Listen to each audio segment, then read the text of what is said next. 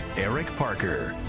Welcome back this morning. We are celebrating a Connecticut principal who received a big national honor. Donna Hayward of Haddam-Killingworth High School has been named National Principal of the Year by the National Association of Secondary School Principals. Welcome. Congratulations. Thank you. Thank you. To be the national anything, to be the national Tiddlywinks champ is a big deal, but principal and leading young people, when you get that news, what's your reaction? Well, I was not expecting it. It came as a complete surprise that I was a finalist. I received a call from the CEO of the NASSP, Ron Nozowi, a couple of months before I would ultimately know the outcome. It was a shock then. I was 3 finalists, myself and brilliant leaders from California and Texas. And right up until the moment my name came out of Ron's mouth, I didn't expect it to be me. Can you have a math teacher background, that's how you got into this, yes, right? Yes. And then you also worked in Suffield and Rocky Hill, in addition to your work at HK. And is there something as you look back on your career and you say, I'm glad I put myself on this path to lead to this kind of recognition? So my mentor, when I was first going through the administrator preparation program, which I did through UConn, by the way, was a wonderful man named Mike Buckley, who was the principal at the time of Avon High School in Avon, Connecticut. And before I got my first job, he did tell me to join the Connecticut Association of Schools, which is a professional organization of school leaders and supporting schools and specifically school principals. That was great advice because this can be a very lonely profession and we need each other. So for idea sharing, for the occasional venting session, it's nice to connect educators with other educators and specifically principals with other principals. Tell me about some of the things that you've learned in your career that may have contributed to having this kind of recognition. Is there some truism for all students at high school age? Is there something you've learned that you can sort of apply broadly, or is it very much learning each individual student and dealing with them? What have you learned over the years in this leadership role? So it's both. It is learning your students, knowing your students, and being able to be agile in your decision making and make what you believe to be the best decision in any given day for any given kid. But in terms of universal truisms, I would say first and foremost, it takes the whole team to be successful in a school, and that means every teacher, every custodian, every secretary, and every parent. It takes all of us to really serve our kids well, and so I think the piece that I come back to time and time again is you never know where the next best idea is going to come from.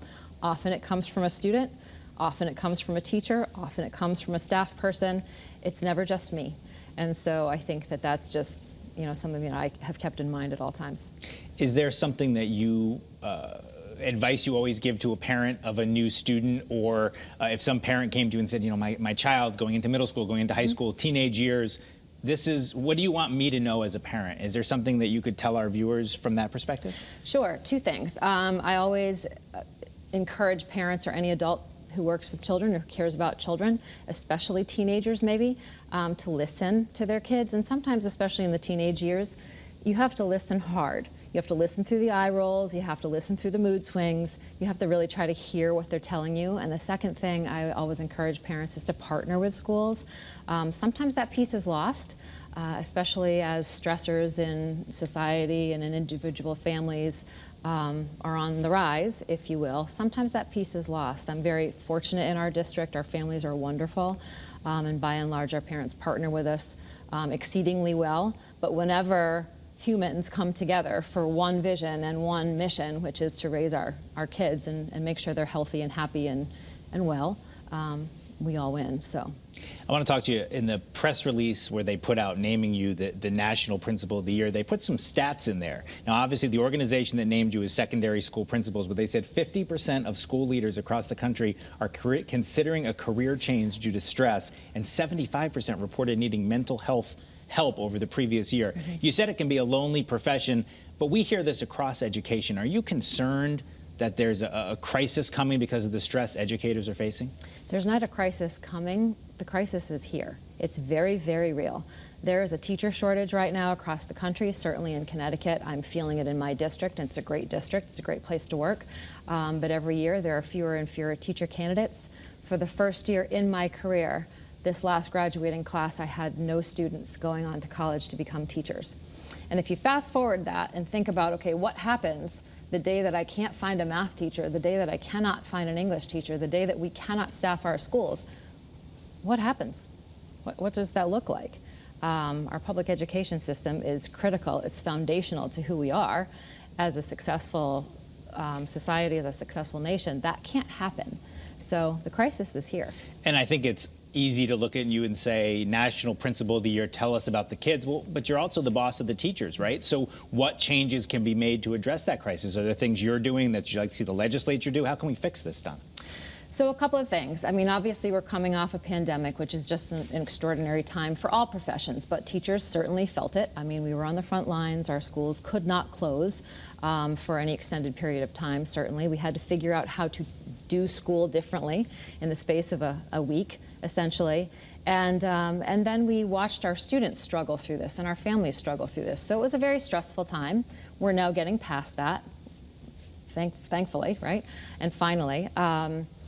But, you know, in general, teachers need to feel supported, teachers need to feel heard, teachers need to feel valued by their communities. And we went from, during the pandemic, you know, essentially being revered as heroes to, given political swings and pressures and societal changes, sometimes being the anti-heroes now. It's really not fair, and it makes a profession not particularly attractive. So in terms of what can be done, I think we as a community, you know, small communities, the state, the nation need to come together to really elevate education and elevate educators and keep folks coming into this profession so that we can always choose the best and brightest to teach our kids. Well, I think if there's one way to get that awareness, it's by having the National Principal of the Year here in Connecticut. Congratulations. Thank it's a you. big deal. It's Thank a great you very honor. much. And thank you for joining us here on CT23. Thanks so much. Donna Hayward, thank you. Our Sunday Spotlight is coming up next. We'll introduce you to a local emergency room nurse who's been volunteering to train doctors, nurses, and paramedics on the ground in Ukraine doing trauma care. We'll be back right after this.